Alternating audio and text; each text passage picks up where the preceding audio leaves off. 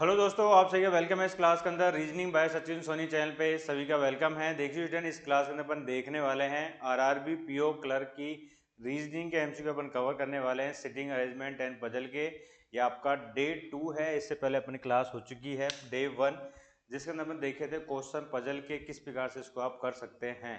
जो आपकी day wise आपकी जो पजल होती है उस क्लास को जाके आप देख सकते हैं। इससे पहले क्लास हुई थी।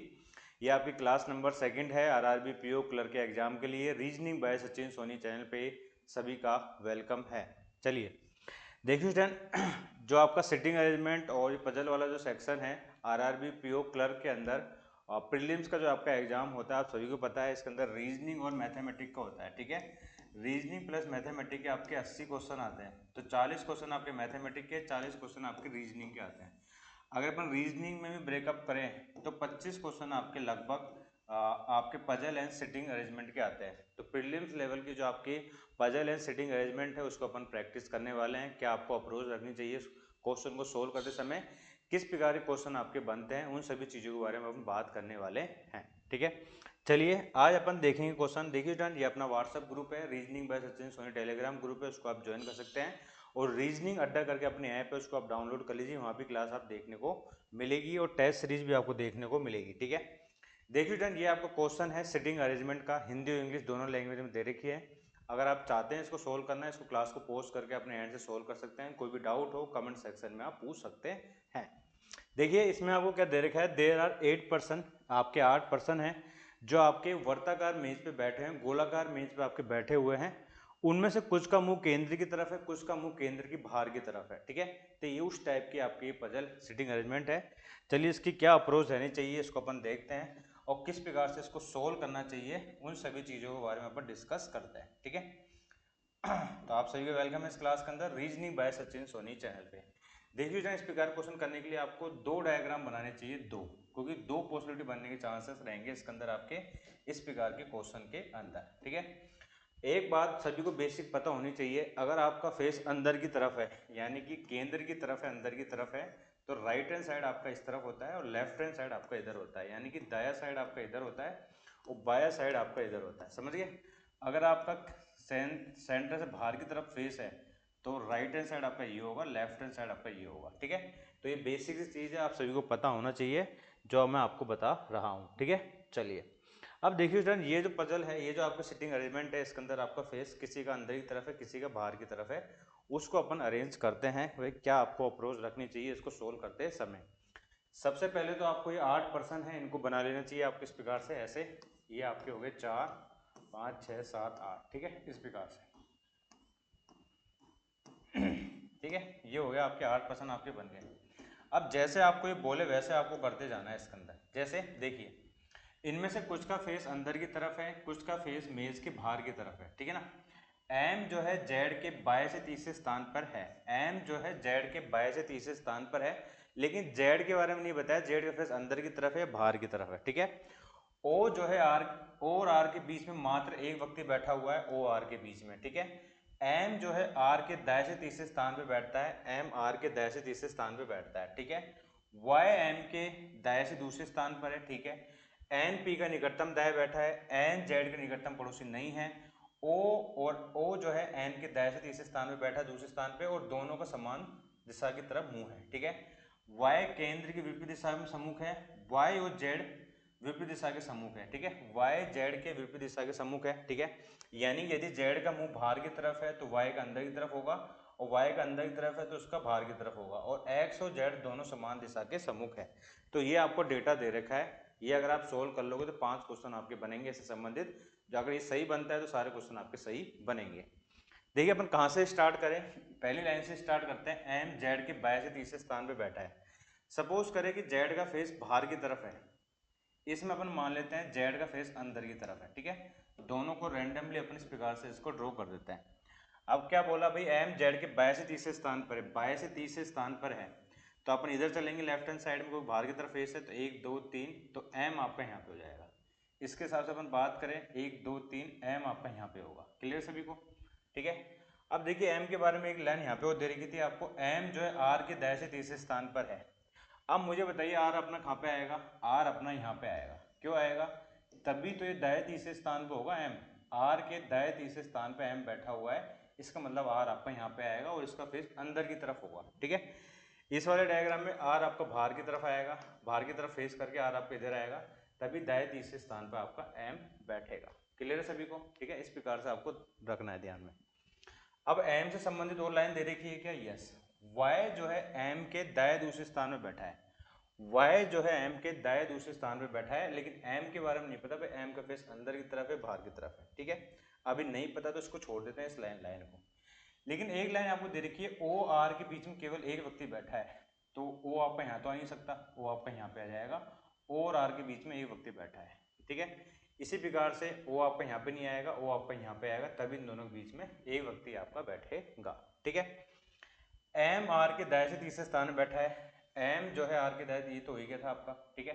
वाई एम के दाएं दूसरे स्थान में बैठा है, वाई एम के दाएं दूसरे स्थान में बैठा है, ये लाइन में भी कंफर्म नहीं हो सकती क्योंकि एम के बारे में पता नहीं है, ठीक है ना। एन पी का निकटतम दाएं है, एन पी के निकटतम दाएं, एन और पी के बारे में पता नहीं है। एन जेड का निकटतम पड़ोसी नहीं है, एन जेड का निकटतम पड़ोसी नहीं है। ओ जो है एन के दाएं दूसरे स्थान में बैठा है, देखिए एक लाइन आपकी यहाँ पे निकल के आएगी, ओ जो है एन के दाएं दूसरे स्थान में बैठा है, एन आपका इधर तो नहीं आ सकता, तो एन आपका इधर आ जाएगा, इसका फेस बाहर की तरफ होगा, तभी ओ एन के दाएं से दूसरे स्थान पर बैठेगा। इस वाले डायग्राम में बात करें कि भैया एन आपका यहाँ पे आएगा, इसका फेस अंदर की तरफ होगा, तभी ये दाएं दूसरे स्थान में बैठेगा आपका ओ, ठीक है। ओ एन के दाएं से दूसरे स्थान पे बैठा है और दोनों का समान दिशा में सम्मुख है, दोनों समान दिशा के सम्मुख है, यानी कि इस वाले डायग्राम में अंदर की तरफ था तो ओ भी आपका अंदर की तरफ होगा। इस वाले डायग्राम में एन बाहर की तरफ था, जिसका मतलब ओ आपका बाहर की तरफ होगा, ठीक है। वाई केंद्र के विपरीत दिशा के सम्मुख है, वाई का जब मुंह है केंद्र की वाई दिशा में सम्मुख है, ठीक है। और वाई कहाँ बैठा है, एम के दाएं दूसरे स्थान में बैठा है वाई, वाई एम के दाएं दूसरे स्थान में बैठा है, लेकिन वाई के बारे में कंफर्म नहीं हो सकता क्योंकि भाई एम की पोजीशन कंफर्म नहीं है कि वाई एम का मुंह अंदर की तरफ है बाहर की तरफ है, ठीक है। अब आगे चलते हैं, वाई वाई जो है जेड के विपरीत दिशा में तो हो गया आपका, ठीक है ना। देखिए वाई केंद्र के विपरीत दिशा की तरफ सम्मुख है, केंद्र वाई जो है केंद्र के विपरीत दिशा के सम्मुख है, वाई का जो मुंह है केंद्र के विपरीत दिशा के सम्मुख है, यानी कि केंद्र के विपरीत यानी कि बाहर की तरफ इसका मुंह है, ठीक है। केंद्र के विपरीत दिशा में सम्मुख है, वाई जेड के विपरीत दिशा के सम्मुख है, वाई जो है जेड के विपरीत दिशा के सम्मुख है। इसका मतलब ये है कि भैया जेड अगर बाहर की तरफ है तो वाई का मुंह अंदर की तरफ होना चाहिए था, लेकिन इसने पहले ही बोल दिया भैया कि वाई का जो है केंद्र के बाहर की तरफ मुंह है, केंद्र के विपरीत दिशा की तरफ मुंह है, और वाई और जेड का मुंह समान दिशा में नहीं है, ठीक है। देखिए वाई और जेड के विपरीत दिशा के सम्मुख है, यानी कि यदि जेड का मुंह बाहर की तरफ है तो वाई का मुंह अंदर की तरफ होना चाहिए, इसके ये विपरीत भी होगा, लेकिन इसने वाई के बारे में बोल दिया वाई केंद्र की विपरीत दिशा के सम्मुख है। इसका मतलब ये है कि भैया जेड का अंदर की तरफ मुंह होना चाहिए, तो ये वाला डायग्राम आपका होगा गलत, समझ गए। वाई केंद्र के विपरीत होना चाहिए, केंद्र के विपरीत यानी कि बाहर की तरफ होना चाहिए, वाई और जेड का मुंह विपरीत दिशा में होना चाहिए, इसका मतलब ये जेड का अंदर की तरफ होगा ना कि बाहर की तरफ होगा, ठीक है। अब वाई आपका यहाँ पे आ सकता है, ठीक है। अब वाई आपका यहाँ पे आ सकता है, वाई को अपन लिखते हैं एम जो आर के दाएं तीसरे स्थान पे हो गया, एन पी के निकटतम दाएं बैठता है, देखिए क्या बोला, एन जो है आपका पी के निकटतम दाएं बैठता है, एक लाइन आपको यहाँ पे दे रखी है कौन सी, ये एन पी के निकटतम दाएं बैठता है एन, तो पी आपका यहाँ पे आ जाएगा, इसके निकटतम दाएं बैठा है, इसका मतलब ये बाहर की तरफ होगा, तभी आपको बैठ सकता है एन पी के निकटतम दाएं बैठा है, ठीक है। अब आपको स्टार्टिंग में लाइन दे रखी थी कि भैया वाई एम के दाएं दूसरे स्थान पर बैठा है, अब ये जगह खाली होगी भर गई, इसका मतलब ये जगह खाली बची हुई है, क्या बोला था, वाई एम के दाएं दूसरे स्थान बैठा है, तो वाई एम के दाएं दूसरे स्थान बैठा है, इसका मतलब वाई आपका यहाँ पे हो जाएगा, और केंद्र की विपरीत दिशा की तरफ है वाई का मुंह, तो वाई का मुंह बाहर की तरफ हो जाएगा, समझ गए आप, ठीक है। अब बचा कौन आपका एक्स, तो एक्स आपका यहाँ पे आ जाएगा, ठीक है। एक्स और जेड दोनों समान दिशा की तरफ मुंह है, एक्स और जेड का, यानी जेड का अंदर की तरफ है तो एक्स का भी आपका अंदर की तरफ बनेगा, समझ गए। तो ये वाला जो डायग्राम है आपका, ये वाला, ये आपका 100% सही बना है, और आप भी चेक कीजिएगा कि आपका डायग्राम भी ऐसा ही बना है क्या, ठीक है। अब इससे संबंधित क्वेश्चन अपन देखते हैं क्या क्या क्वेश्चन बनते हैं। बताइए भैया जेड के निकटतम बाय कौन बैठा है, भैया जेड खाए, जेड के निकटतम बाय कौन बैठा है, पी बैठा है, बस सारे क्वेश्चन आपके सही हो जाएंगे, तो P is the correct answer, ठीक है। एम के विपरीत कौन बैठता है, एम कहाँ है आपका, एम ये रहा, एम के विपरीत आपका एक्स बैठा हुआ है, ठीक है, तो x is the correct answer, clear है। पी के विपरीत कौन बैठता है, ऐसे क्वेश्चन बनेंगे आपके, पी के विपरीत कौन बैठता है, वाई बैठता है, तो Y is the correct answer, ठीक है। आर और ओ के बीच में कौन बैठता है, ठीक, आर और ओ के बीच में, आर ये रहा, ओ ये रहा, वाई बैठता है, ठीक है। तो Y is the correct answer. R के दाएं दूसरे स्थान पे कौन बैठता है, आर के दाएं दूसरे स्थान पे कौन बैठता है, आर के दाएं दूसरे स्थान पे, आर ये रहा, आर के दाएं दूसरे स्थान पे कौन बैठता है, आपका ओ बैठता है, ठीक है। तो O is the correct answer, ठीक है।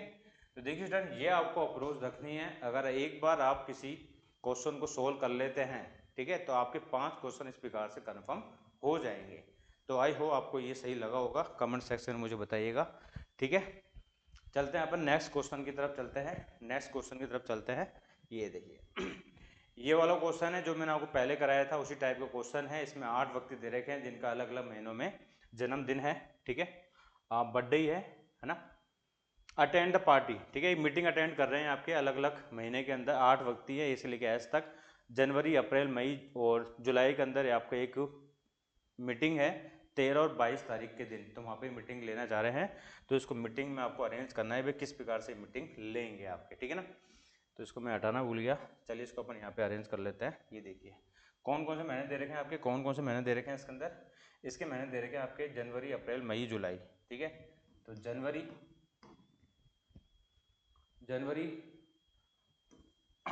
अप्रैल और मई और जुलाई आपको दे रखा है, ठीक है, मई और जुलाई आपको दे रखा है, ठीक है ना।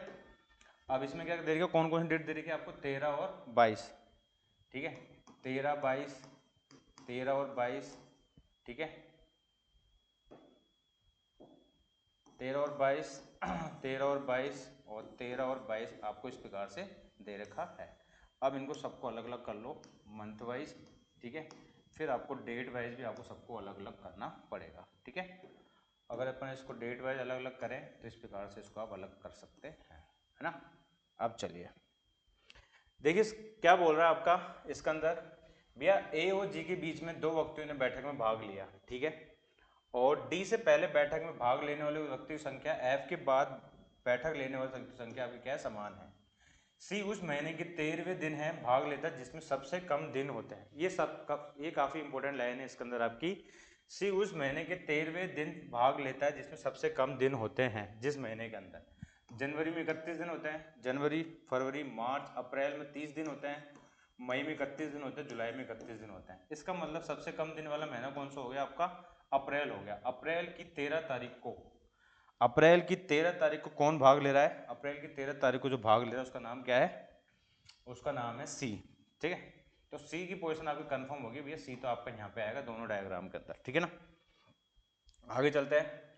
सी 13वें दिन भाग लेता है जिसमें सबसे कम दिन होता है। सी और एच के बीच में कम से कम 3 व्यक्तियों ने भाग लिया, कम से कम 3 व्यक्तियों ने भाग लिया। ऊपर तो आपके हो नहीं सकते, नीचे होंगे। 3 व्यक्तियों ने भाग लिया हो कम से कम, तो एच आपका यहाँ पे हो सकता है। और 3 कम से कम 3 है तो 4 भी तो हो सकते थे, तो एच आपका यहाँ भी हो जाएगा, समझ गए, ठीक है। तो एच आपका यहाँ भी हो सकता है। आगे चलता है। आगे दे रखा है सी एच के बीच में कम से कम 3 व्यक्तियों ने भाग लिया। जी से पहले ए ने एक समतिथि में बैठक भाग लिया। एफ और ई के बीच में 2 व्यक्तियों ने भाग लिया, ठीक है ना। देखिए ए और जी के बीच में 2 व्यक्तियों ने भाग लिया, ए और जी के बीच में 2 व्यक्तियों ने भाग लिया, आपका ए और जी के बीच में, ए और जी के बीच में 2 व्यक्तियों ने भाग लिया।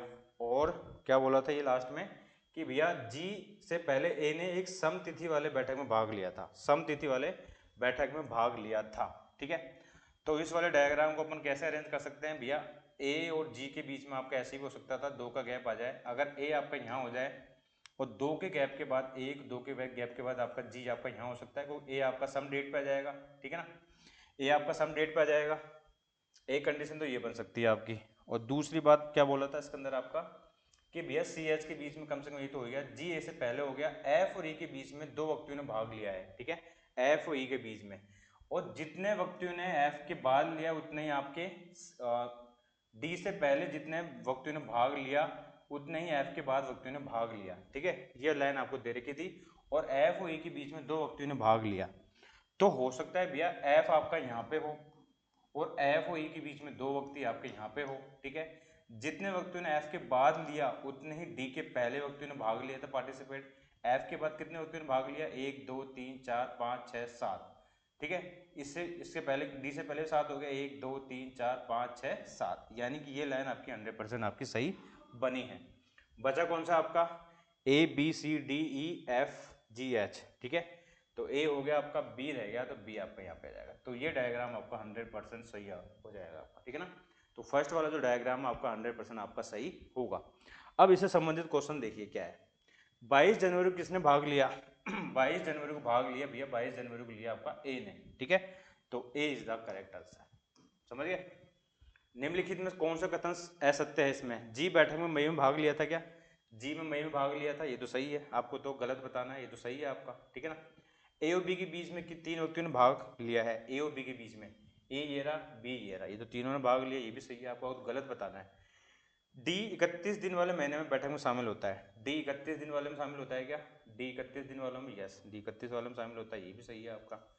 एफ ठीक एक महीने बाद सी ने बैठक में भाग लिया। एफ के ठीक एक महीने बाद सी ने, एफ के ठीक एक महीने बाद, एफ के ठीक एक महीने बाद सी ने, यस।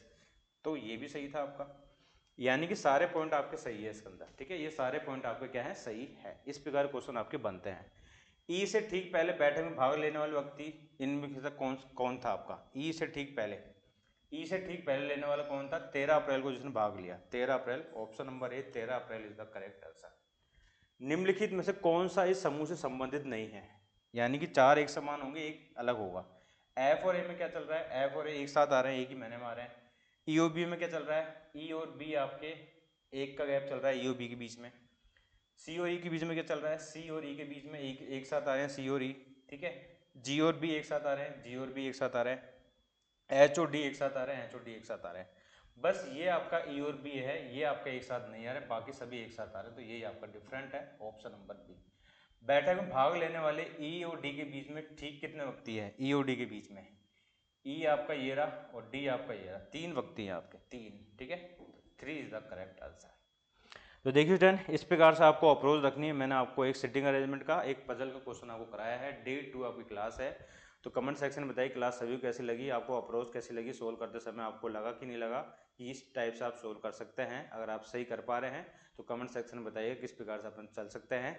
इस प्रकार आपकी डे 3 क्लास आएगी जिसके अंदर अपन पजल एंड सिटिंग अरेंजमेंट वाले पोर्शन को अपन कंप्लीट करेंगे। याद रखिएगा अपन 25 नंबर वाले क्वेश्चन में सबसे पहले अपन टारगेट करते हैं, ठीक है। ऐसी क्लासेस आप डेली देखिए मेरे साथ reasoning by Sachin Soni channel पे। तो ये क्लासेस आपको डेली देखने को मिल रही है मेरे साथ। चैनल को सब्सक्राइब कीजिएगा, शेयर कीजिएगा। अगर क्लास पसंद आए तो लाइक करें, और कोई भी डाउट हो, कोई भी क्वेरी हो, कोई भी क्वेश्चन हो तो आप कमेंट सेक्शन में आप पूछ सकते हैं, ठीक है। तो चलते हैं अपन, वापस मिलते हैं बाद में। Thank you, bye, have a nice day and bye.